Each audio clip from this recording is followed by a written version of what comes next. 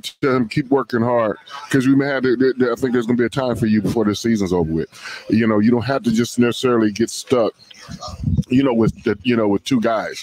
If you have a third running back who can service you, put him in there. Because right now, last year, was the Thunder and Lightning backfield of J.K. Dobbins and Master T. Even though J.K. Dobbins was Thunder and Lightning, meaning he'd run inside and out. Right now, they just have Thunder. They don't have any Lightning. And that's not a criticism. That's just a critique of Master Teague. Master Teague is your Thunder. He is your power back. But to ask him to run outside and get some of those runs and make people miss in space, that's not who he is. So don't get mad about him not being that guy. He'll run over some people, but he's not necessarily going to make people miss. That's where you need your change of pace back to come in and be that guy. I thought Trey Sermon was going to be that. Maybe he'll develop into that. But after 2 weeks, I haven't seen it. But it's still early in the season, and they still got more practice and more film instead of watching yourself. And there's still room for improvement. So maybe that will show up over the next week or two. But I'm still looking to get up the running backs. Just like you get one or two receivers involved. You get your third, your fourth receiver involved. You get your first and second tight end. I mean, we took a tight end more last night than we have in the last 2 years, and I absolutely loved it. That's the kind of efficiency. And so I'm listening to the post game, and it's Justin feels about how many weapons you have, and he's like, we got a lot. Weaknesses, we have none. It was being truthful. I mean, so like he said, it didn't come off as arrogance. It came off because we have weapons. Receivers, tight ends, backs, quarterback, in the offensive line. I mean, that offensive line kept Justin Fields up right. He was. You're going to get hit at that position sometimes, but they just built the wall. They was changing the line of scrimmage, playing downhill to allow Master Teague to square his shoulders and be the power back he is, and that's why he ran for 100 yards last night by being able to be that kind of effective running back and shoulder square. So I'm impressed from week 1 to week 2, but we got a long way to go. You want to improve each and every week. This season is a shorter season. There's not much time. So, there's going to be even more pressure on you. So, we got Rutgers next week. And I say week because, it is week. Hey, you get to say that. I have right to say that. Team the Buckeyes, I can say, but I can't say we. You could say we because you played there. My sweat and tears is in there. You played Alabama? I did not play at Alabama. You're not a Michigan guy, right? Oh, you did play it on it. So they got to keep the pedal to the metal. They got to really go again right this week. That Rutgers, if I'm not mistaken. I check my notes. Under the lights, too. That's right. Under the lights. That's concerned. Now, keep in mind, for those who are just tuning in this morning, we appreciate it. It's the Sunday morning tailgate show live from Frickers on 741 with the Dayton Mall. Justin Kinner, College Football Hall of Famer, former Buckeye Keith Byars with you here, dissecting Ohio State's 38-25 win over Penn State. It's a home game next week. I'm sorry. It's a home. I was going to say it's back on the road. Yeah, either way, this year. It's at home this year. So if you're out and about, go to Facebook, search the Justin Kinner Show on Facebook because we are carrying this show live on that Facebook page. You could watch, you could leave comments in the comment section, and we could pull it in. I know that on Twitter, just me or no audio. We did get the audio fixed for those watching live on Facebook and Twitter. Search at 1410 Kinner, KINNER, and you can watch live there. Tweet in questions to the show for Keith about last night. Any questions about the run game, the offense, and we're going to transition to the defense here in just a moment. Keith, we talked about the passing game and the run game last night. Again, that lightning thunder, attack that you talked about in Master Teague and Trey Sermon.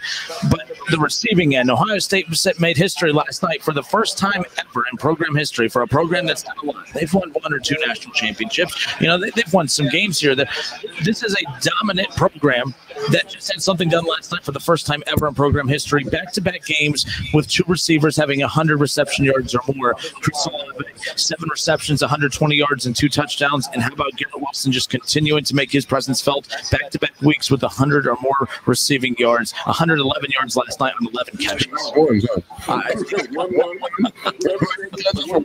yards. People can get 1 touchdown. But that's okay. It's big third down catches, out of him. He is really right in front of our eyes. He was a highly recruited receiver, from Texas. We saw glimpses of him, early and middle of the season last year. Then by the end of the season, we're like, man, this guy is pretty good. And then we get him in the game. Oh, yeah. In the future, so I hope he continues to improve. Guess what? He's continued. He worked hard all season. He's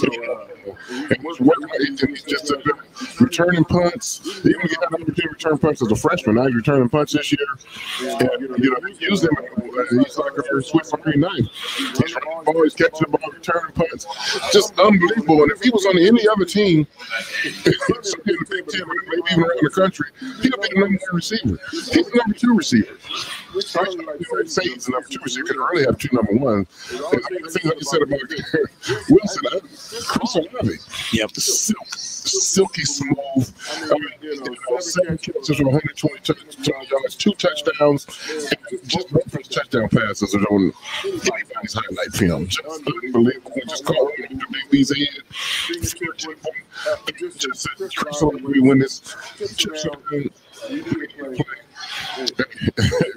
Chris is going to be there. Help.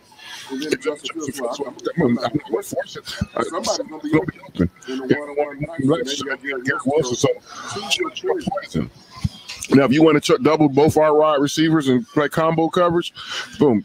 There's Jamison Williams, the 3rd receiver, or any one of our tight ends, Luke Farrell or Jeremy Rucker. Those guys are, just improving each and every week in the passing game as well. So there is no 1 or 2 guys to take out. And I thought and then you got a quarterback like Justin Fields who doesn't mind spreading the ball around. Look how many different receivers. There are 7 different receivers caught balls, maybe more than that. Caught passes yesterday. 8 guys. Trey Sermon, right. And I mean, just spreading the ball around has been perfect. Yes, yeah. I mean, and that's big time quarterbacks play that way. Look at when Joe Burrows was at LSU last year, he spread the ball around. Now he's doing similar to the same thing in Cincinnati, spreading the ball around different people, and you don't fall in love with a favorite target. And if I'm Justin Fields, of course I love Chris Olave. Of course I love Garrett Wilson. And look, between them, they called 18 balls. But he also kept spreading around and throwing targets at other players. That it makes a difference when you're a route runner. When you play with a quarterback who only likes to throw the ball to his quote unquote favorite target, why am I running my route so hard? He ain't gonna hardly come to me anyway. I'm just gonna be a little lazy. I'm open and he never throws me the ball. You won't have that attitude with a quarterback like Justin Fields. You run your route well, boom, he's gonna deal and get you the ball. And you see it. Not all the time in the pros, but you see it like other great ones. Tom Brady, you never really compare who's his favorite target because like who's that guy? Brady's getting the ball to the open guy, and so Justin Fields is doing the same thing. Just love the way he's playing. After 2 weeks, I don't know if you watched the game, which is with the sound up. But I thought Trevor Lawrence was in the building last night. As much as they talked about him, and I had a problem with that. It's Ohio State, Penn State. Of course, Trevor Lawrence is national news because he missed the game because of COVID and is going to miss the upcoming game. You got to recover. You got to report that and cover it. Totally get it, and you should. But not the whole game. You can't turn on the Clemson game and hear about Justin Fields name. They mentioned Justin Fields, but it's about Trevor Lawrence and what's going on with Clemson and where it should be. So the announcers got to do a better job of that, of your balance, because coming a couple more months when they announce the Heisman Trophy winner, I want the person to win the Heisman Trophy who truly deserves it based on what you're doing this year, not because you got all this hype. Right now, there shouldn't be any Heisman front runner. Let them play. And then we'll see. But it seems like a lot of voters already got their minds made up and must just send their ballots in and send it on down to Clemson, South Carolina. And like as of right now, I mean, this is the biggest game that Justin Fields will play in throughout the regular season. And so that team up north, depending on, how some other teams develop along the way. But when you do get one of those rare, it's not rare for Ohio State to play at night. But again, there's, ESPN, the game of the week, they try to spread it out. you may not have another game under the lights on primetime like that for a while. So until, you do, the one night that you do get that attention, if it's all being discussed and talked about, of course, with Trevor Lawrence, that's taking that away. That's the prime. That's the plus to those is you getting talked about, getting, mentioned out there and just putting on a performance for everyone to see like that. Yeah, I know. So next week we'll have dual games tonight. Ohio State home against Rutgers and Clemson and Notre Dame. So, and again, the reporting won't be balanced because the game will be done by the end of the first quarter for Ohio State Rutgers. Hopefully. They're going to be looking for something to talk about. So that's going to be the feature game, and that's going to sway a lot of public opinion. But, voters, do your homework. You shouldn't let that, which they're not going to do it. They're too lazy. To study, who deserves to win the Heisman. And I'm not saying Justin deserves to win it after 2 weeks. I don't even really want to get too much Heisman talk right now. But all I want to say as far as that, just let them play and report it balanced and evenly. And, it's Trevor Lawrence, great player, deserves all the accolades, but you can reserve from him when he's playing. Not when he's not playing, you don't have to talk about him as if he's about to walk in the building and start taking some snaps. All right, we'll close it out with, of course, looking back at last night's 38-25 win over Penn State by transitioning over to the defensive side, which, as dominant as they looked in the first half, they didn't get torched in the second half, but the secondary did. I mean, Penn State really opened up the game from they got to give their passing game a lot of credit. Sean Clifford did a great job in the second half, more so versus the first half. He finished the night with 281 yards, 3 touchdowns. He did have an interception late. I'm not defending him. That's a situation where you're going to force it. You're trying to force the ball down the field. You had your back against the wall time-wise. Ohio State's secondary did not play well in the second half. But again, it's only game 2 of the season. There's still plenty of time for them to develop that. But you talked about Shaun Wade and just a little concerns there as far as where he's at mentally right now. Yeah, just small concerns that are very easily correctable. I think, he's protecting himself, and he's being surprised the teams are throwing at him. I know it's only, only been 2 weeks. But he has to have that same mentality he came out with last year. I don't care who I'm guarding, who I'm checking, they're not getting open. And he's gotten away from some of that. Just because you're in zone, you let a guy catch the ball because, you're dropping too deep. So, take on, and some of those were you in man-to-man coverage. And when you're in man-to-man coverage, we're expecting you to win 8 to 9 out of 10. Nobody's perfect. Not get beat, back-to-back plays. That should never happen.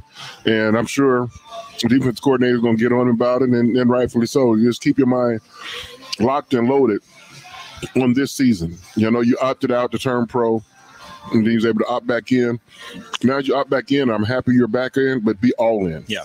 Be all in. Don't have 1 foot in, 1 foot out. Think about the next level about these Sundays.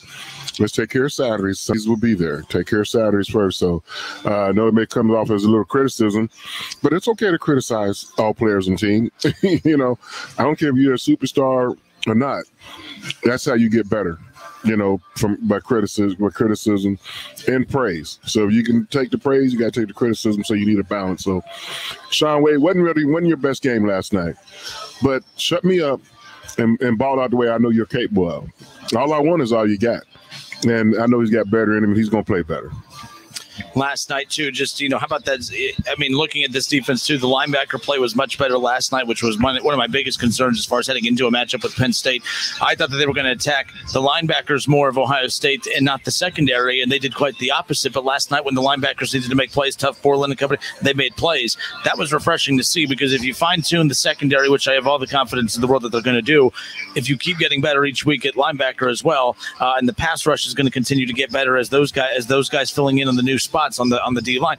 This defense is only going to continue to get better and better each week. And by the time we get to the end of the year where the games that matter, that team up north, and you get to the college football playoff, hopefully, then everything's clicking on both sides just as good on defense as offense. Yeah, I think our defensive, just like we talk about offense and offensive line opening up holes for the running backs and keeping the quarterback upright in the passing game, not letting them get sacked.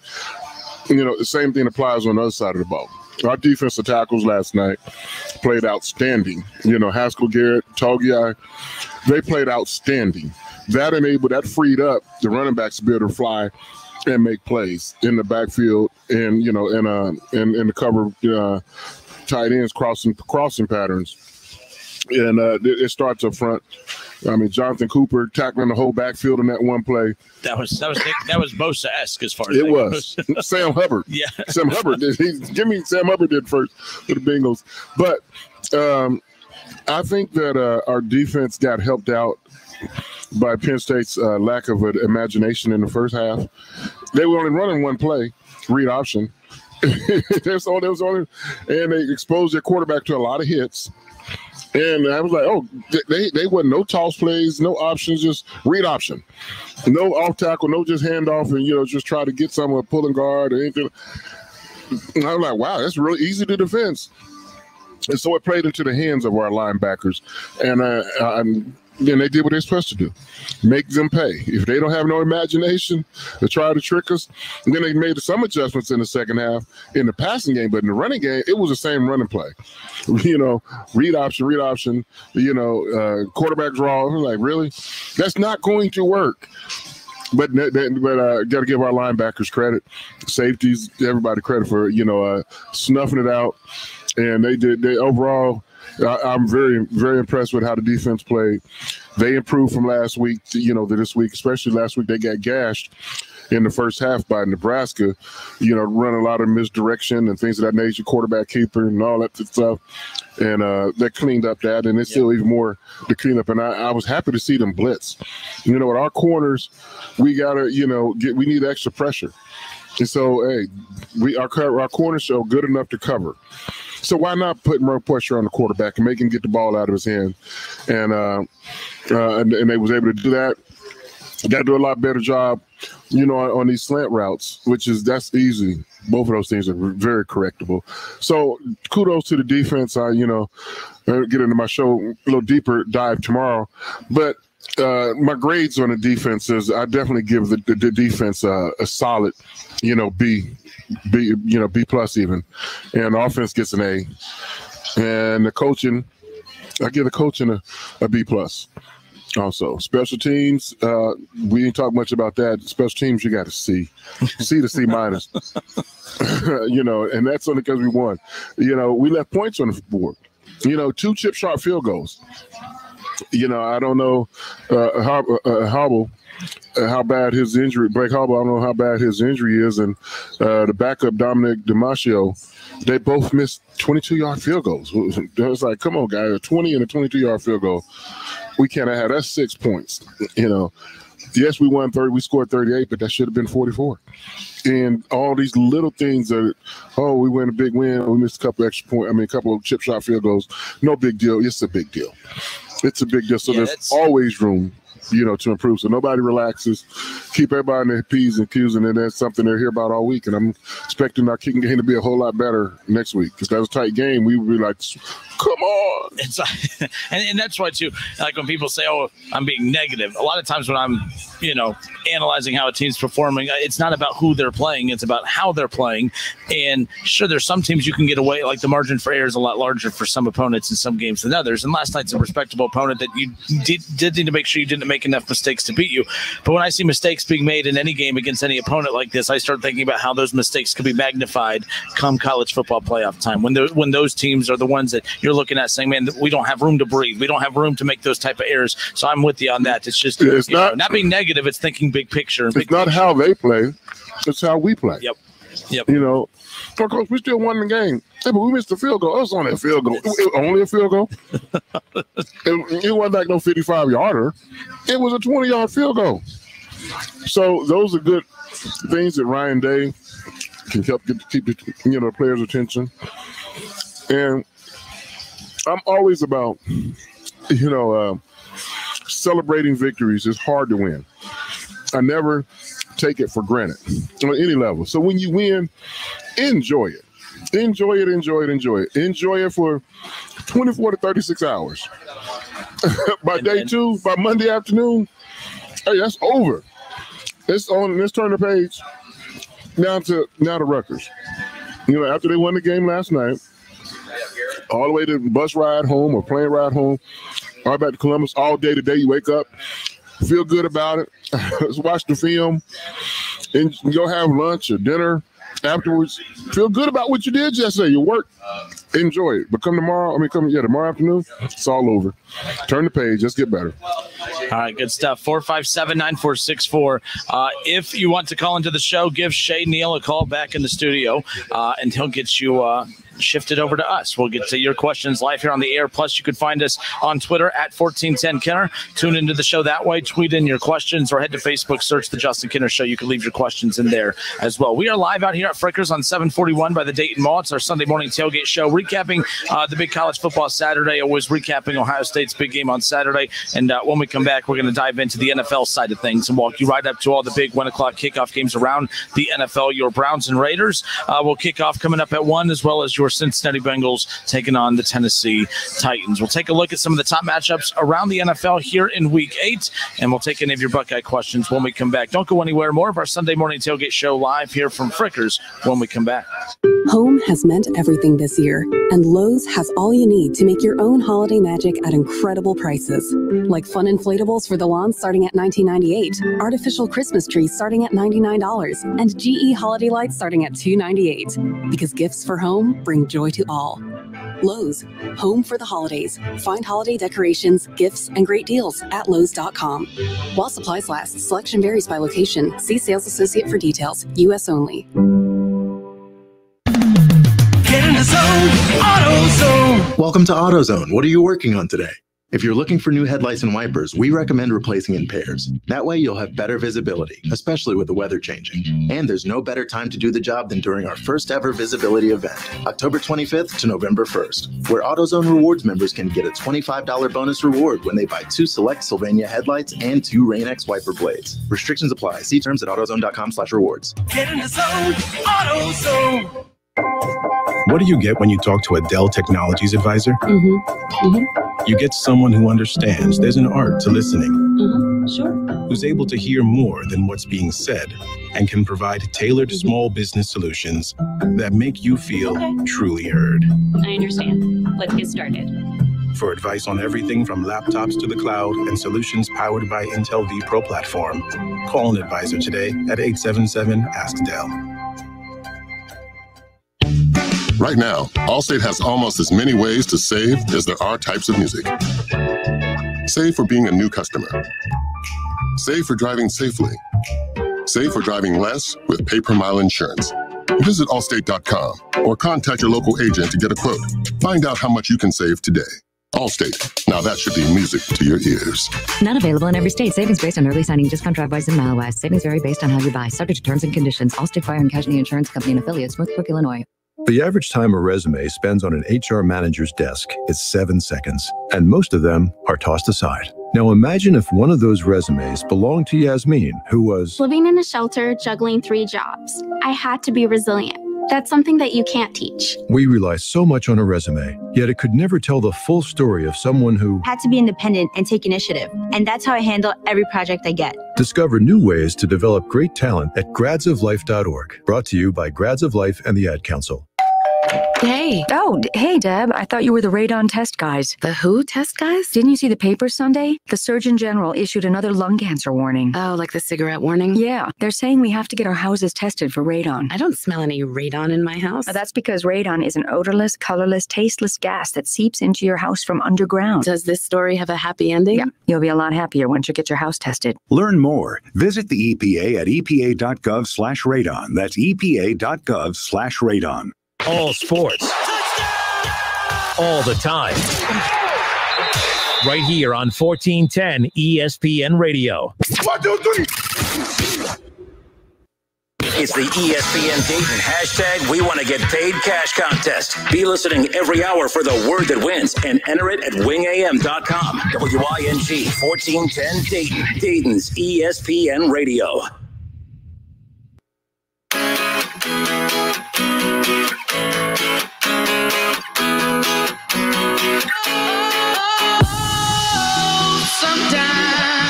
All right, everybody. We welcome you back. Justin Kinner, Keith Byars with you here live from Frickers on 741 by the Dayton Mall. And again, we just opened up recapping Ohio State's win over Penn State last night. And that's where we're at with that right now. And again, taking your reaction. If you give us a call, Shay will make sure that he gets you added into the mix, and we'll be able to go from there. So 457-9464, that's the number as far as that's concerned. We're getting Keith back locked up in here. So give me 1 second there. There we go. We are off and rolling as far as that's concerned. Keith, we'll go to the Facebook reaction now. And it's interesting. So David Shaw, he says that talking about the team up north, he says, I'd be feeling a lot better today if the Wolverines would have won. So true. I'm sure that you're feeling the same way today. I'm sure you are feeling the same way. I never want them to win. I was happy for Mel Tucker. He's a Buckeye coach. He's a Buckeye, so I'm glad Mel took care of business, over at Michigan. Yep. In their backyard. 1-6, Jim Harbaugh, his record against his rivals, 1-6 now. And don't fire Jim. I like coaches that lose to Ohio State. Big fan, we're paying. He's the third highest paid coach in college football, and you need to expect more. Lamar Shelley, again, we're live on Facebook. Search the Justin Kinner Show. When you leave your comments in the comment section, we are able to read them. Not just read them live on the air, but we pull your question and your profile picture into the live broadcast on social media as well. Keith, Lamar Shelley says Wade is suspect. The defensive line is Dr. Jekyll and Mr. Hyde. The running game has no home run hitters. These things can lead to an Iowa or Purdue type game down the road. Your thoughts? I'm trying to take in everything. So what do you mean by suspect in the game? Lamar, how is Wade suspect in your opinion? Is it just, based on last night's performance or what? Lamar, comment back in. We'll pull it in. Yeah, so I'm not sure what that is. Home run hitters and in the backfield. We don't have probably anybody that's going to go 75 or 80, right now, but I don't necessarily have to have that. I love it, but as long as you move in the chains, for me, I'm fine with that. I'm and the way that Master Teague ran the ball last night, ran the ball with authority. He handed it to him on the fourth down run. He went tipping to the hole, ran through that. I can live with that. I can live. I'm looking up. It's 1st and 10, and you hand the ball. It's 2nd and 3, 2nd and 6, 2nd and 5. I'm okay with that all day long. That it maybe not as sexy as people want, but it's efficient. That's a lot better than 2nd and 12 and 3rd and 13 after 2 runs. And last night I saw a few times we ran the ball 3 times in a row for first downs. You want to throw the ball 3 times in a row for 3 incompletions? So, no. So, but I wanted to know what does he mean by suspect? And the way I interpret, suspects mean that, he's out there faking. He's not all that good. He can be gotten. Wade is not that guy. I'm not criticize Wade because he had a bad game. Just like I'm going to praise him if he has a good game. You need the yin and the yang, and that's how you get better. And I'm sure Wade would probably be the first to say it wasn't his best game. You don't make nobody's highlight film, especially on back-to-back plays. And Johan Dotson did that. I ain't going to say expose him, but, hey, you got to give kudos to the receiver also. But not on me, not on my watch. That's what you're not supposed to do, Sean Wade. Don't let a guy make 2 big plays on you in a row. You really shouldn't make any, but 2 back-to-back. Hey, I take my hat off and give a hand clap, to Johan Dotson. And in the same breath, Sean, what's wrong with you, man? Don't let that happen. I'm going to jump down your throat.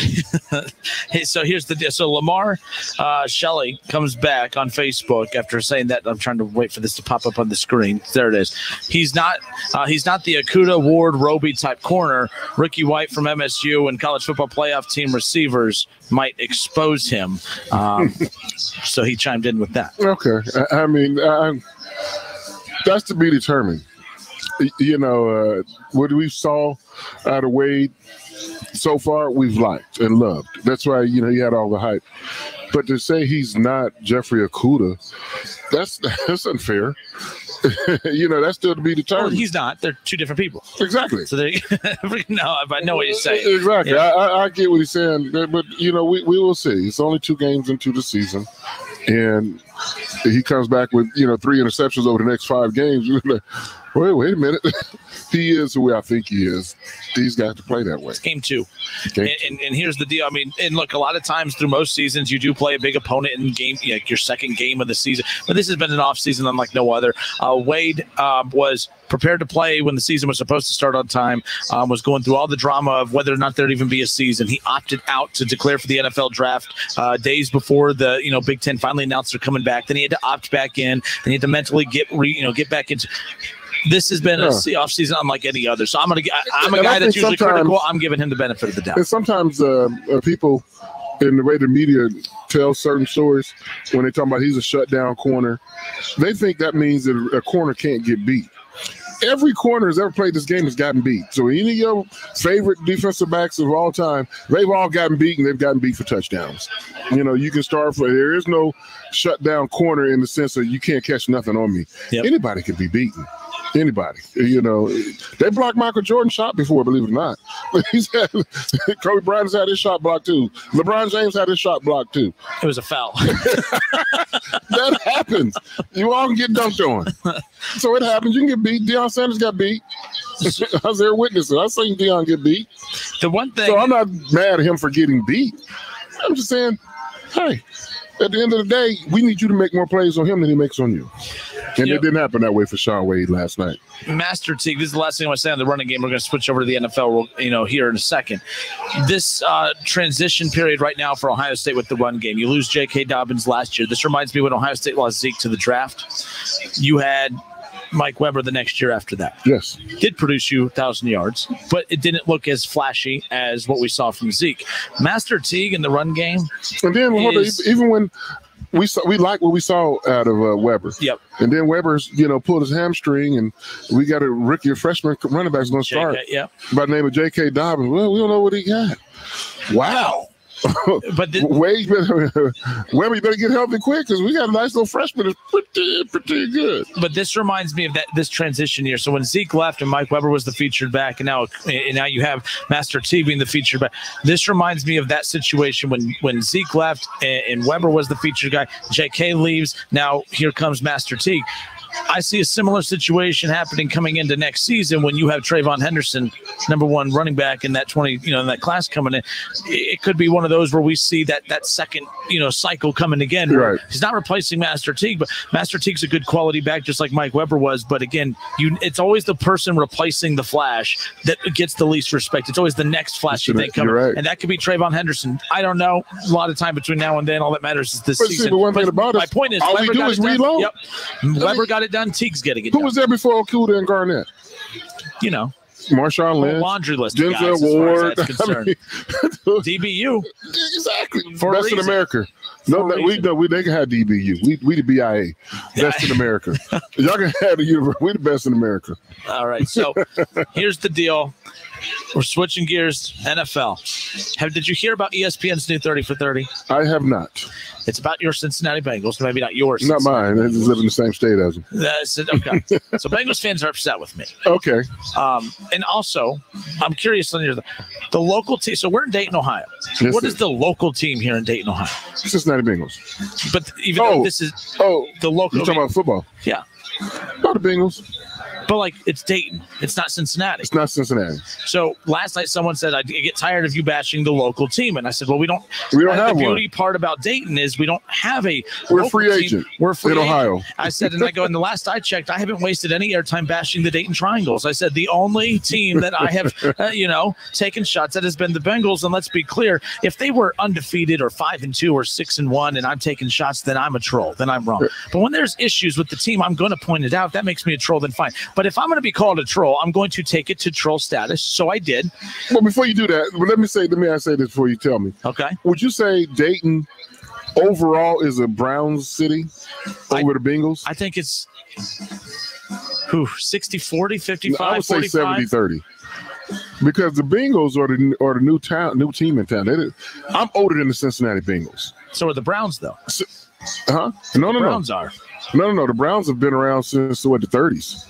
That's what I'm saying. They're technically they've been around since the 50s. So there would be more Browns fans in the 50s. city because the Browns have been around longer naturally. That would be my thinking. Right. So that's what I'm saying. There's more Browns fans here than Bengals in Dayton, Ohio. So Bengal fans cannot get upset because it's generational. Browns fans. It's just now getting grandparent bingo fans. Yeah. When kids grow up. My granddad was a bingo fan. Just now in 2020, you're starting to hear that. Whereas Cleveland Browns fans, they're 4 or 5 generations ahead of the bingo fan. So Dayton overall is a Brown city, not a bingo city. Bengals have cut into it in the last 20 years, but it's still basically, a Cleveland Brown city. All right. Well, here's the deal. I didn't mean to cut you off. No, I helped produce the new ESPN 30 for 30 for the Cincinnati Bengals. They're a little upset. And for those who have not heard it, Keith has not heard it. We're going to air it for everybody when we come back. We're going to get into our NFL Week 8 picks. Steve from Springboro was just here, who called out Jerry during the week. Jerry comes after Steve from Springboro leaves. No, not even 10 minutes later. My goodness. That would have been nice. Oh, man. All right, folks, we'll be back in a moment. Browns Raiders today, Bengals Titans. I got my Bengals 30 for 30 special coming up for you when we come back. Keith hasn't heard it yet, and Bengals fans are mad at me, so I figured why not just keep it going. We're going to preview all the top Week 8 matchups when we come back. Don't go anywhere. Small Engine Service Pros in New Carlisle is your local authorized dealer for the Hustler Mower family. Stop in today and take a look at the Hustler Fast Track with a 4-year, 400-hour limited warranty. The Hustler X1, the Hustler Super Z, the Hustler Super Z Hyperdrive are all ready to take on the big jobs. Turn your weekend to-do list into your weekend to-done list. Hustler, tools, not toys. Visit Small Engine Service Pros at 2030 North Dayton Lakeview Road, Route 235 in New Carlisle, 845-3445. As a professional painter, you know your customers want a flat finish, but don't want to pay the price of fighting dirt, grime, and scuffs. Use new Behr Ultra Scuff Defense from the Home Depot for a beautiful flat finish, plus stain and scuff defense. And that price starts at just $29.60 a gallon, and that's before the Pro Extra discount. A flat paint that's too tough to scuff. Behr Ultra Scuff Defense, only at the Home Depot. How doers get more done. Available online and in select stores. Liberty Mutual Insurance Company presents. And Doug. Where's the money, Karen?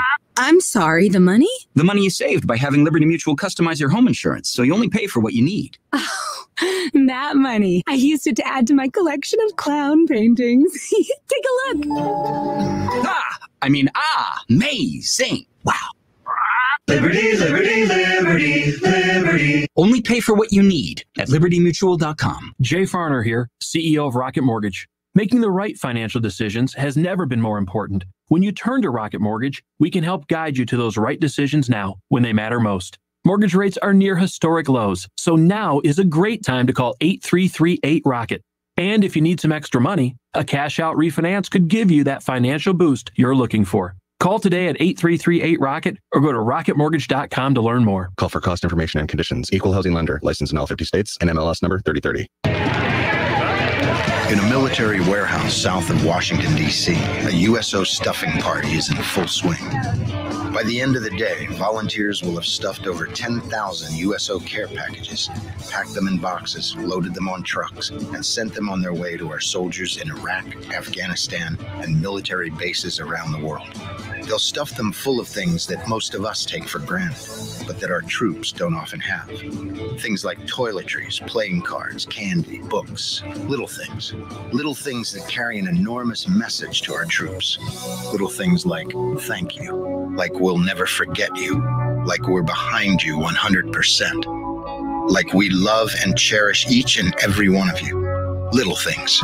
We're all about the little things. We're the USO. So are you. For more information and to find out how you can help, visit us at USO.org. The USO, until everyone comes home. Thanks to modern realities of speed and distraction, Interstate Highway Ditch can be yours. Here's how. Next time you're in a car and the driver's driving recklessly, simply say nothing. Ignore that little feeling in the pit of your stomach, and you too can experience Interstate Highway Ditch. Interstate Highway Ditch has been associated with rollovers, passenger ejection, and death. Passengers who wish to avoid Interstate Highway Ditch can do so by following simple steps, like speaking up and telling their friends to slow down. There is no spokesperson to prevent reckless driving. There's only you. Speak up. This has been a message from the Ad Council. If you're like me, you're looking for ways to save money on gas and help the environment. The EPA's smart driving tips could give you more miles per gallon and reduce air pollution. Make sure your tires are properly inflated. Accelerate and brake slowly. Slowly. Be aware of your speed. If you're shopping for a new car, look for the SmartWay certification mark to help you choose the cleanest, most efficient vehicle that meets your needs. If we each adopt just one of these tips, we'd get more miles for our money and breathe a little easier. For more info, visit epa.gov/smartway. Follow ESPN 1410 Wing AM on Facebook to watch the Justin Kinner Show with Kev Nash. Listen, stream, and now watch. It's the Justin Kinner Show with Kev Nash. Weekdays from 3 to 6 p.m. on 1410 ESPN Radio. College football playoffs, Browns, Bengals, Buckeyes, and more. Catch the Keith Byars Show Mondays at noon on 1410 ESPN Radio.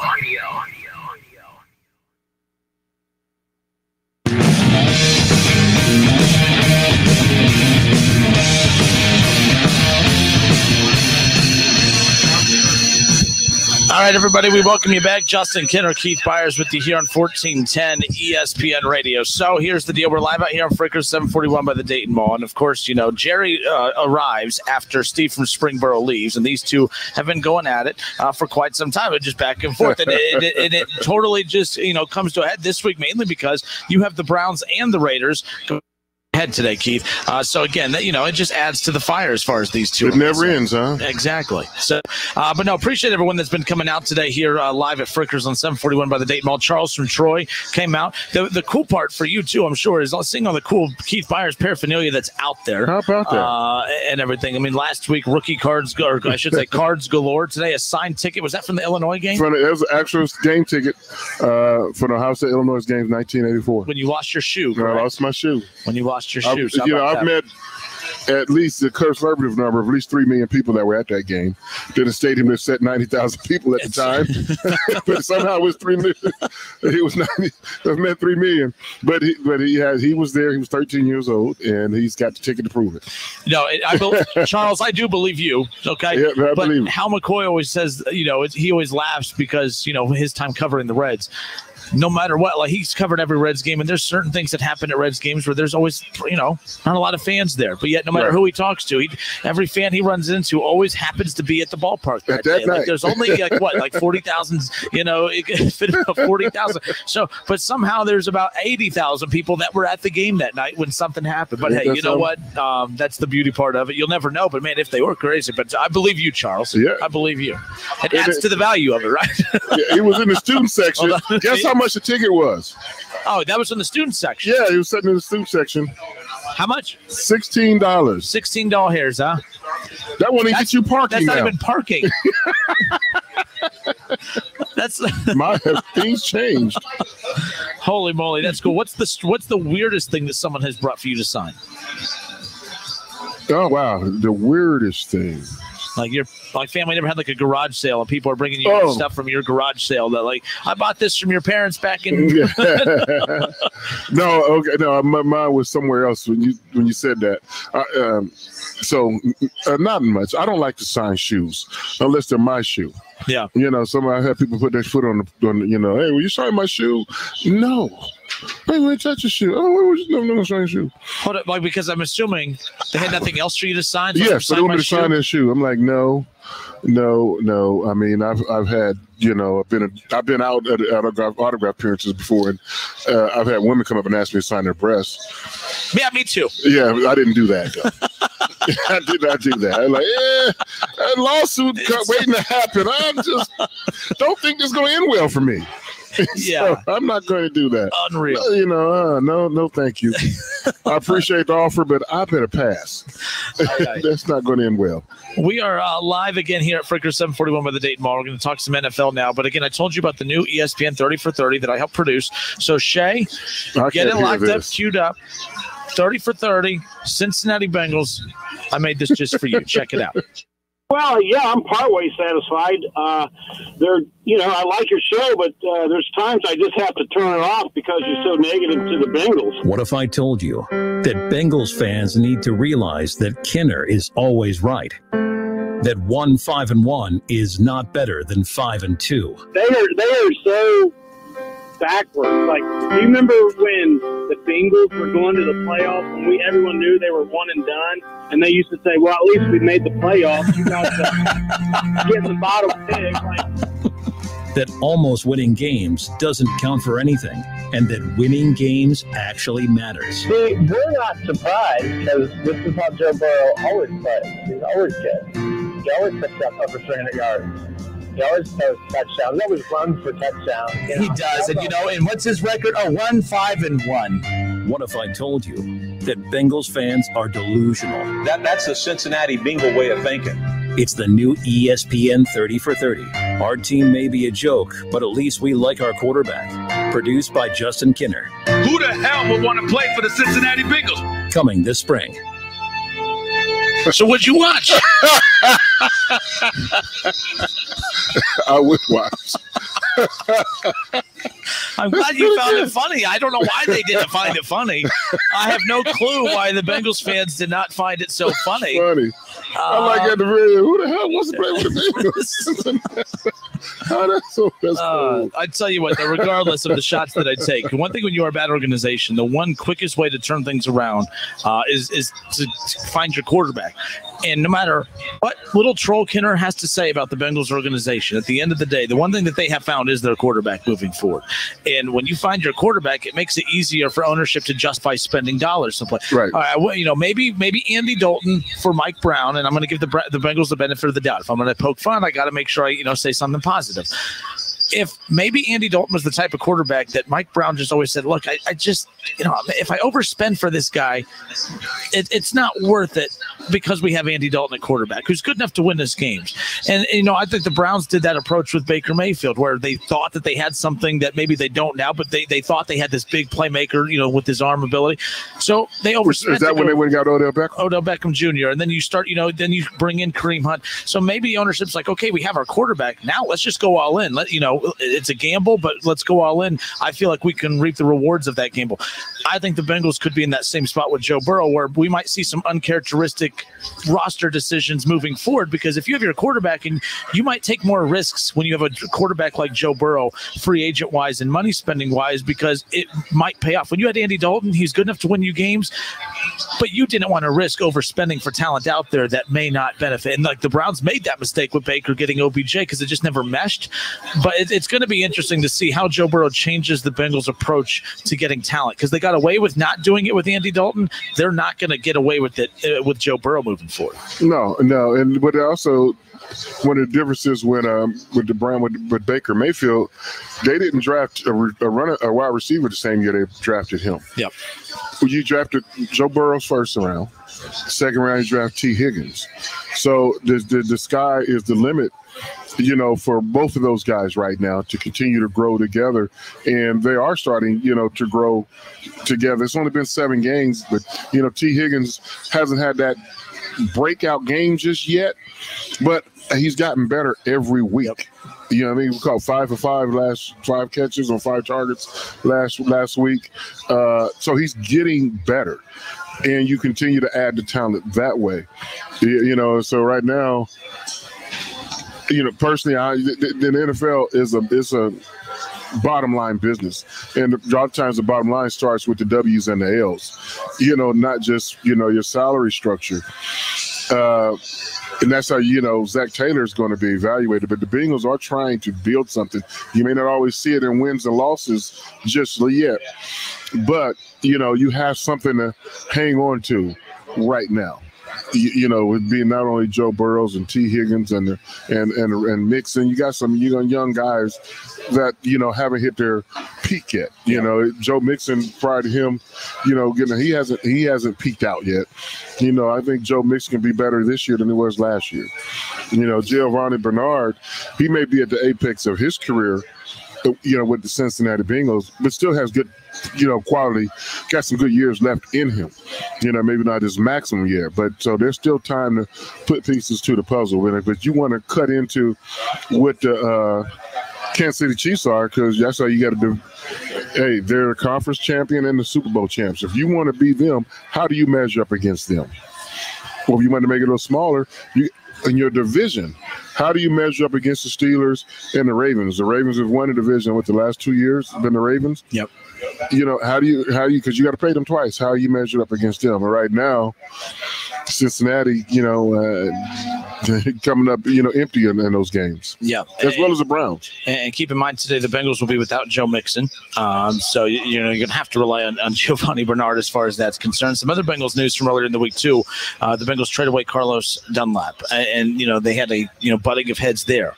And a lot of times you see that when a new regime comes in, and they want to kind of rebolster the roster a little bit to make the roster their own. The problem that I had is that the Bengals defense, you had very select good players on that Bengals defense to begin with. So for Zach Taylor and company to come in and say, okay, well, we're going to come up with this scheme. We don't have a lot of good defensive players, but we're going to come up with this scheme that's going to allow us to use our best defensive players less. They had changed it up so they were using Dunlap less.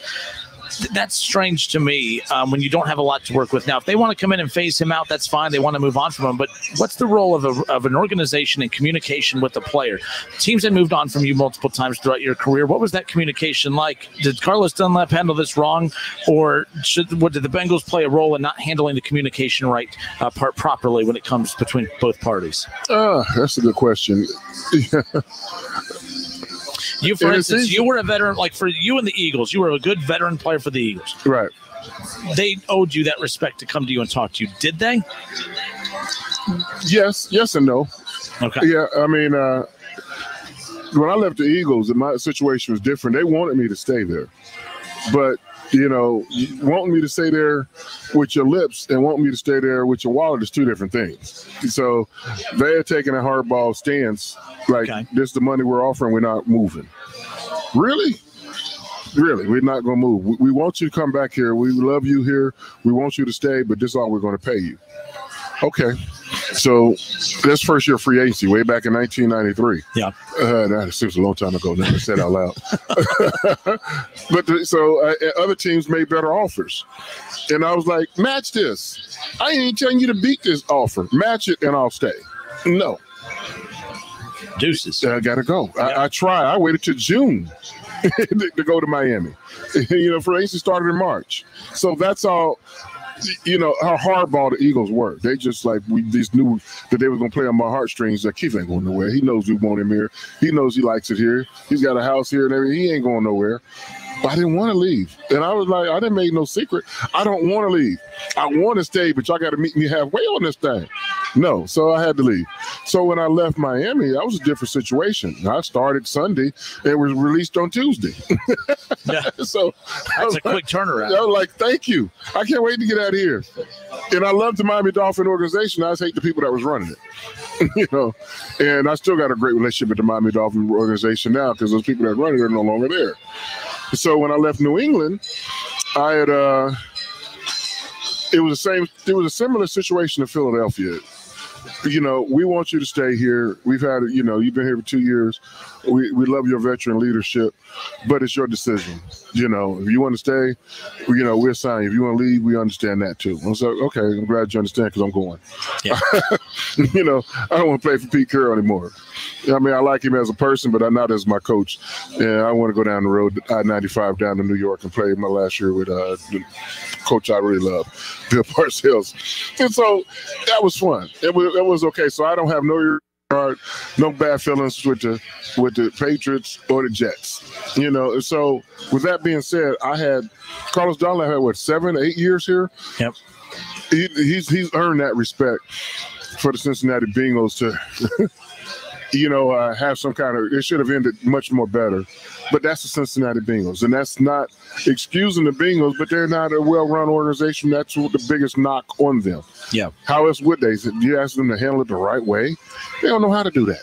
It's just because fans right away, there comes a point where there's so many players coming out and speaking out against the organization that eventually it can't always be the player's fault on the way out. For instance, now John Ross, I'm going to talk about him a little differently because he didn't contribute the way that Dunlap and even Palmer and some of the other, talented players that contributed to the Bengals' success in the past on their bad exits. So John Ross wants out. He's asked for a trade and he practiced all week. He was healthy and the Bengals came out and said, that, he's feeling under the weather. He scratched for this game. Well, you had John Ross coming out and saying, hey, I'm healthy. I'm fine. What are you doing? These are those weird games that, okay, you even as a veteran player, although they may not be doing it to you, you have to look across the locker room and saying, man, if they're doing that to him, even if it is him and I'm better than, what's keeping them from doing it to me if I get on their bad side? Like, that's not a good message to the locker room. So when I criticize the organization, fans right away, so you want John Ross to play on Sunday? No, this isn't about that. It's about the way you handle moving on from play. It's called the management side, and that's the issue I had with how the Bengals have handled the management side of rearranging this roster. You could, for instance, look at the Jaguars. They moved on from Ngakoue. They moved on from Jalen Ramsey. They did have issues with him, but that was contract-based. There's a lot of issues, or there's a lot of teams that blow up rosters that they don't leave, they kick out their players on bad terms. The Jaguars don't have bad terms with a lot of their former players. Leonard Fournette, those guys, all fine. Why is it other organizations, bad organizations, even like the Jaguars, they can leave on good terms with their players, but the Bengals can't? That's why I'm always like, fans, you got to do better than that. You got to, at some point, hold your franchise responsible for how they treat their players, because that's not a good thing. When you want to talk about free agents, as good as Joe Burrow is, those stories right there will keep more talent away from coming to your organization than Joe Burrow will bring to your organization, in my opinion. Yeah, I mean, I can't say it any better than that. I mean, it's very true. You know, I was fortunate to play for 4 organizations. Yeah. And, you know, I only wanted to play for one. I only wanted to play in Philadelphia. If, you know, I just mentioned earlier, I would have never left had the situation, you know, been better on business-wise. You know, if the current owners of the Philadelphia Eagles, the way they run the Eagles now is totally different than the previous regime. Yeah. I would have, if, you know, I tell Jeffrey Lurie all the time, if I wish, you know, you would have, you know, been, you know, part of the organization when I was here, you know, I'm sure I would have been a lifer. I wanted to be a lifer, even when they're the bad. So and especially when you look around and see well-run organizations, you know, when the Bartlows had the San Francisco 49ers, they were the model during my era of the NFL. Like, man, they're so good in San Francisco. They do it the right way. Whole lot of things that a lot of that casual fan, you know, doesn't see. Whereas then you transpose that against the Cincinnati Bengals. They have been notoriously, you know, one of the worst looked upon teams in the bottom 5 in the NFL. And this is coming from a guy who's played in the league, who knows what he's talking about. I get accused of not knowing what I'm talking about. Yeah. I'll accept that. I did not play in the league. I mean, it's but never you have been a guy that's saying the destination. same thing as me, and I'm a hater. So I just want to make sure that, you know, people know it's not, you know, it's not coming from a troll play. It's just the reality sometimes. And Joe Burrow's a great step in that right direction to change the culture perception of that. Well, he's only one guy. But he's only one guy. They've had other Joe Burrow type of high quality, you know, individuals there, yet they don't. And then, I mean, yep. Did Andy Dalton leave the right way? Think back to last year when he was upset that they benched him after the trade deadline. You know, Dalton went to the media and said, man, look, me and my agent, we would have at least started exploring options and started conversations about, you know, trade destinations, you know, and so he was blindsided by that. AJ Green, you know, he wanted that max extension. He said, if I don't get that max extension, why am I even here? So he was voicing his displeasure. There's just no communication between front office and players, and maybe there's not supposed to be. You can answer that. Is there supposed to be to some extent, especially for your main guys? Yes. That's what I thought. Because then that gets to be sexy and attractive to others around. It feels like a team, not that you're coming to be, you know, a worker versus being part of a team, I guess. And you know, what we had in Philadelphia in the locker room amongst the players was a special bond. Yep. That's unbreakable even now. And the fans of Philadelphia, they love us. The connection that we had with the city, and you know, everything was, you know, was great about that. But then when they broke us up, and one of the persons, the key cog was when Reggie White left to go to Green Bay. We was like, Reggie, Green Bay, you know, and Green Bay was Cincinnati at one point. Man, the coaches used to threaten to trade you to Green Bay. They're like, oh my God, you keep having to trade you to Green Bay. That was looked upon as it was a horrible organization. It was like Cincinnati, bottom 5 in the payroll, bad and as cold as all get up out there. Nobody wants to go to Green Bay. Y'all ain't won nothing since the 60s. This is the frozen tundra of Lombardi. Nobody wants to go to Green Bay. Reggie White changed that. Another, you know, they traded for a Brett Favre. Yeah. And then they bring in Reggie White, high quality people, and then next thing you know, they're in the Super Bowl. And they have not been the same ever since. Since 1993, when Reggie White went there, the perception of Green Bay changed. So why is Green Bay getting free agents and not Cincinnati? because it's perception and it's the way you treat the Green Bay has always been a well-run organization. They was just cheap. Then they spent the money, got Reggie White, and everything changed. You know, the fans, the community, the whole state of Wisconsin are behind the Packers. Well-run organization. But people do not look at Cincinnati. You know, I was talking to some of my buddies the other day. I said, man, where would you rather get drafted to? Thank you. Green Bay, Wisconsin, or Cincinnati, Ohio? Cincinnati, of course you would. You would much rather play in Cincinnati than Green Bay. But Cincinnati doesn't take advantage of what they have. You got one of 32 teams in the whole wide world. 32 items, the NFL franchise. A whole lot of cities would love to have an NFL franchise. Cincinnati, you have one. So run it well, where people want to come. I mean, look at they don't even take care of their ex-players. I mean, you know, you don't hear a lot of. Told me he has to still buy a ticket to go to games. Yeah. Is that normal, by the way? Could you call That's the Eagles? Normal. Oh, really? But it's normal, but there's a makeaway. I can go to an Eagle game when I want to. I'm not paying for no Eagle ticket. I just go, I'm coming, and they had set it up for me. You know, but if they can't do that for everybody who play for the Philadelphia Eagles. But in the same token, you know, they know they're not going to get 100,000. They're not going to. How many people that play for the Eagles? Let's say, for example, 10,000 former Eagles are still living and want to go to Eagle game. They're not going to set aside 10,000 tickets for us, and they know that won't happen. But those who want to come back and those who still live in the area, of course, that make a way for you to get there. If you really want to go to, you know, 2 or 3 games a year, how many people want to go to 8 home games? I mean, former players. Yeah, I'm talking about. You know, but they, you know, it's just when you get drafted to Cincinnati, you never feel like you're really there for the long haul. I mean, do they have alumni weekend? Or do they have a Ring of Honor in Cincinnati? You know, and Cincinnati they have great players. They've had great players come through there. But other than Anthony Munoz, we ought to still see more former Bengals. Yep. You know, I mean, and the former players speak. They do a great job of being an ambassador for their franchise more than their franchise does. And you got to give credit to great guys like Anthony Munoz, who we've had on the show, and you know, at the golf outing for Icky Woods, and just meeting those guys take pride in that Bengal logo.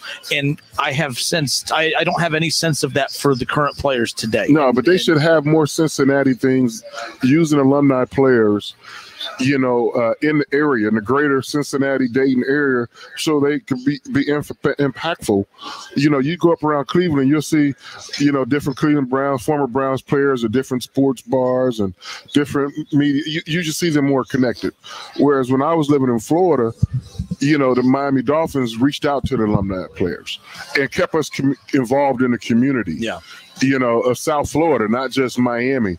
Well, we're talking South Florida is technically it's close to a 100-mile radius when you talk about up to Jupiter down to Miami, whereas Cincinnati, it should be a bingo presence, you know, in Kentucky, parts of Indiana, and certainly all of Southwest Ohio. It should be a Cincinnati bingo presence all the way to Springfield, Sydney, you know, reaching out to having bingo events here in Dayton, bingo events in Springfield, bingo in Lebanon, Middletown.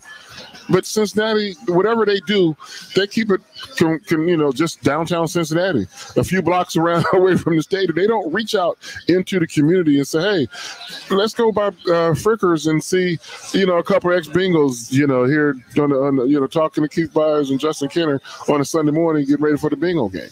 They ought to send, you know, more bingo representatives out in the community, other than a few blocks away from the facility. Within walking, you know. So there you go.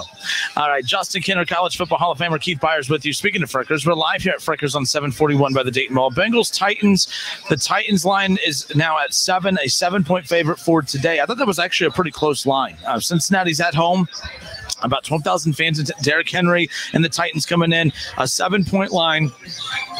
Where are you at with this matchup? Because I was actually pretty surprised. I mean, you have the Titans and the Steelers not even a week ago going head-to-head, with many people saying, man, right there outside of the Chiefs, there's still no clear-cut favorite of who the second-best AFC team is in that division. Some believe it's the Ravens, but the Steelers are making some noise, and the Titans were trying to be right there. So a week ago, the Titans were fighting for that number 2 marker in the AFC, and then this week, only a 7-point favorite against the Bengals. How do you see this game shaping up? All but one game for the Bengals has ended in a one-possession possession game, including the tie with your Eagles. They've only been blown out once against the Baltimore Ravens earlier, but they have been in every ball game.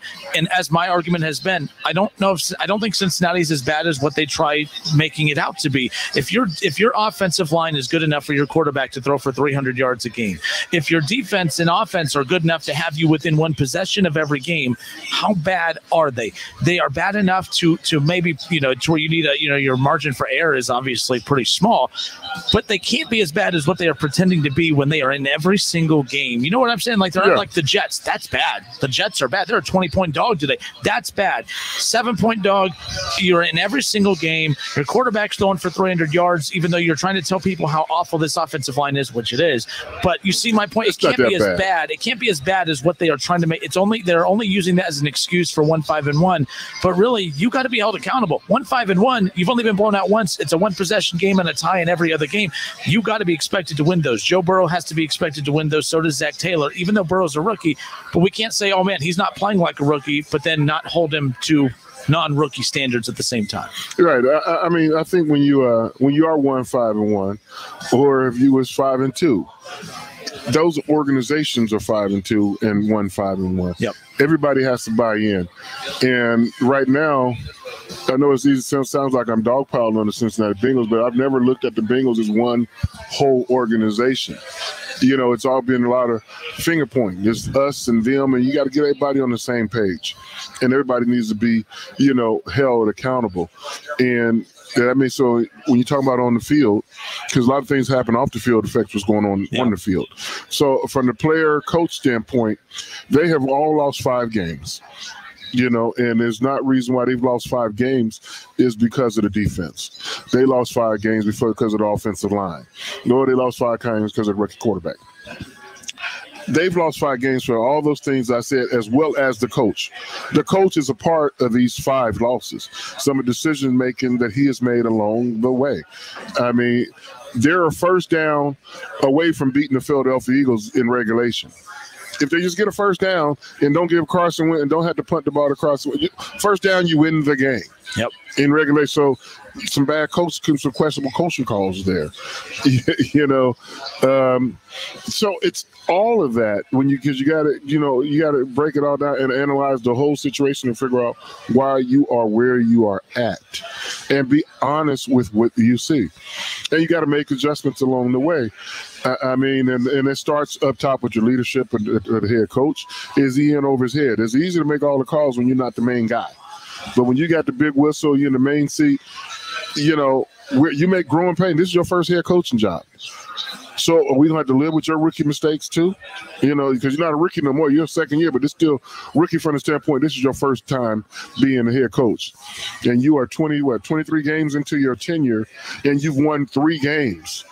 You're 3-19-1? That's not acceptable. I mean, it's just not acceptable. I mean, if I got a left tackle that's, making a good block 1 out of 10 times, I got to get a new left tackle in there. Yep. They've made some change. I'm excited to see how different the offensive line looks this week. They made a couple changes. We'll talk about that in a second. But yeah, like that offensive line taking that next step. Today is that expectation. Good Titans team, not the best defense, but good test for the Bengals because but like we were talking about Cincinnati, Ohio State earlier in the show, this game is going to be a trench warfare because if Derrick Henry gets started, there ain't no stopping him. The way you stop Derrick Henry is don't let him get started. Because once he started, oh boy, that's the like long. Nick Chubb back in week 2 of the season where he just ran all over. I mean, so Cincinnati may come out this game and first 3 carries, Derrick Henry has 6 yards. Oh, we're doing a good job. Oh, he's had 20. Oh no, he's broke another couple of times.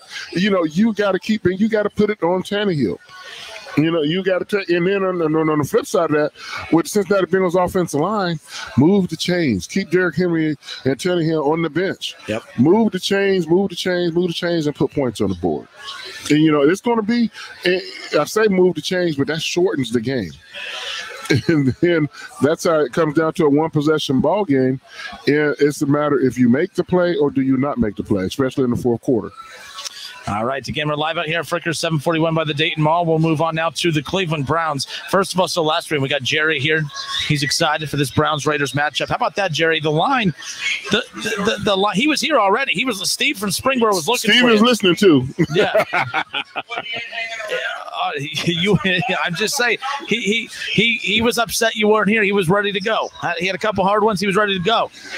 But I'm just saying, hey, your Browns, by the way, the line started at 3.5 this week. It's now Browns are a 1-point favorite. That line shifted a lot. It's going to be a close one. Absolutely. So it's a long drive from Las Vegas to Cleveland. Are they tired?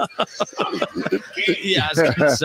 So as far as the Browns are concerned, Steve wants pregame. You're here for the game. Okay. Last week, the Browns, when we stayed for the first quarter, 0 for 5 and an interception. And I was like, oh, the Browns, do what you got to do. Go get Matt Ryan from the Falcons. Do what you got to do.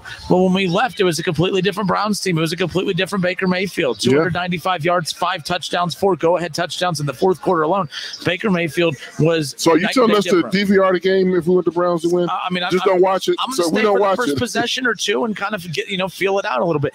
The Browns and Raiders today. Browns are a 1-point favorite. I have no clue if they are better or not without OBJ. I mean, the numbers suggest that, and this isn't a knock at OBJ, and maybe it's just they don't mesh. For instance, I use the NBA as an example. Russell Westbrook and James Harden, 2 really, really good players. If they don't mesh together, does it mean that either of those 2 players are bad? It just means they don't mesh. So Baker and OBJ, they don't play well together. Doesn't mean that they're bad. It just means that they don't mesh. I'm not ready to say the Browns are better without OBJ. However, Baker looked like a completely different quarterback his rookie year, and he looked like a completely different quarterback the final 3 quarters last week. If he plays 4 quarters like he did last week and his rookie year, I think that answers your question, and obviously a lot of games more moving forward. I don't know if I agree with that. I don't agree with that. Okay. Because he's a rookie quarterback the first time we saw him. Okay. And he only played like 7 or 8 games, 9 games, I think, as a rookie. And that's just like a starting pitcher. We went through the lineup once or twice, or maybe the whole game. We don't do that third time through the order. That's just we haven't seen you for year in and year out. It's not like you're Clayton Kershaw, where we know who you are. Can you still get out? Yes, you can. So as Baker Mayfield was a rookie in the NFL, hadn't he seen a lot of football? A lot of people haven't seen him, and he made some plays. Good. Can you continue to make them? I always say a lot of people can have a good year. Can you have a good career? That is the difference than one-hit wonders. In football, I'm not calling Baker a one-hit wonder. The jury's still out. Yep. The guy we saw play last week, over 60 minutes, not just the first quarter, over 60 minutes of the game, that's an elite quarterback. But now can we see that Baker Mayfield 8 out of 10 times? That's what elite quarterbacks do. Yep. You see that out of, Russell Wilson's, Pat Mahomes 8 out of 10 times. Nobody's perfect. Nobody's asking anybody to be perfect. But elite is 8 out of 10. Yeah, Aaron Rodgers 2 weeks ago gets destroyed against the Buccaneers, and then comes back a week later, fully confident, and was back off to the races and running. You're right. So we got to. That's why that's elite. So you can't judge Baker off 1 week. Okay. Great, that's a start. Now you play like that again. Now we're starting to get a streak. Now we're starting to see, okay, now you're starting to trend.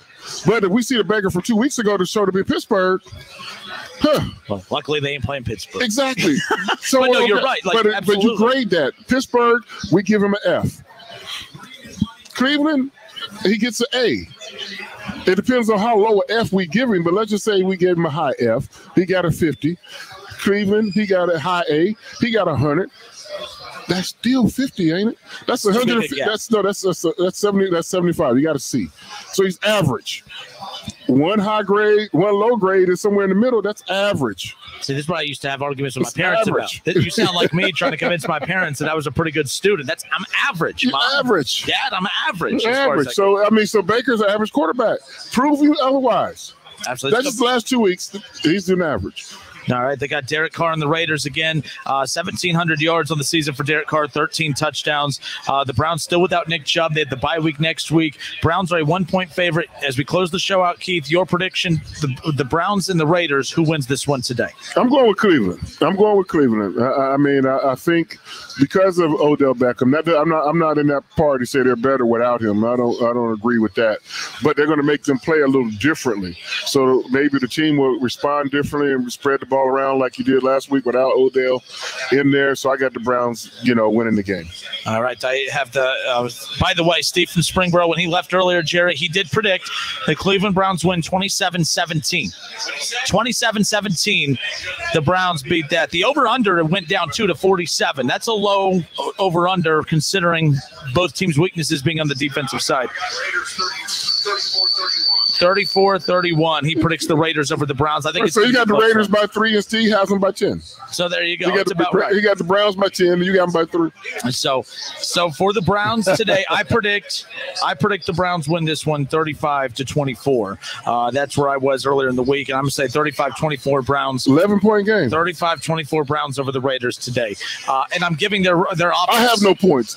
35-24 Browns over the Raiders. I'm giving the Browns defense too much credit. I'm giving their defense too much credit. And the Cincinnati Bengals, do they beat the Titans? Do they lose by another one-possession game? Do they get blown out? How do you see this game unfolding here at 1 o'clock? Wow, that's a good one. I would call Cincinnati Dr. Jekyll, Mr. Hyde, but they're not. They just been, Mr. Hyde. Been Dr. Jekyll yet. They're like Dr. Phil. They got all these, they got all these reasonings. They got all these explanations. But I'm going with my gut. Bingo fans, I got you winning. Bengal fans, Cincinnati you win. Okay. Yeah, the Tennessee said they're going to have a letdown. They are Miss Cincinnati. We're going to win the game. All right. Yeah. So the Bengals today. Cincinnati's going to win it. I think they lose by 10. I think the Bengals lose by 10. They're without, no. My wife would be happy because she's a Bengal fan. So. All right. Now send us out with this: Cowboys, Eagles. Your fly Eagles fly or cry Eagles cry. What do we roll? I've never heard the latter. I only know about the fly Eagles fly. And my Eagles are going to fly high today. All right. In Philadelphia. That's my eliminator pick, by the way. Yes. I'm picking the Eagles over the Cowboys. Everyone in our eliminator league, Keith, is picking the Chiefs. I'm not saying the Jets are going to beat the Chiefs, but I'm not going to follow that pattern. Who's the quarterback for the Cowboys today? I have never heard of him. Never heard of him. never heard of him. Folks, we appreciate everyone tuning in each and every Sunday morning. We're live out here at Frickers every Sunday morning. Everyone that's come out. We had Charles from Troy come up, Steve from Springboro. We got Jerry, the Raiders fan. I see a table full of Browns fans back there. I see some Steelers. I mean, the Frickers, they do it right. Table, everyone's separated at social distancing in place. They do it right, so come support Frickers and everything that they do too. Yes, come watch the games. Every game, wall-to-wall TVs. This is the place to come watch football games as far as that's concerned. Have a great day. Have a great rest of your weekend, and tune into the Keith Byars Show tomorrow from noon to 1, as well as the Justin Kinner Show with Kev Nash from 3 to 6. Until next week, it's been the Sunday Morning Tailgate Show presented by Frickers right here on 1410 ESPN Radio. Thanks, Shay Neal, back in the studio as well. Cleanings, checkups, and cavities? Have Dr. Chang's dental practice at capacity. Patient in room 1 is getting a root canal. The x-rays in room 2 are going to have to wait.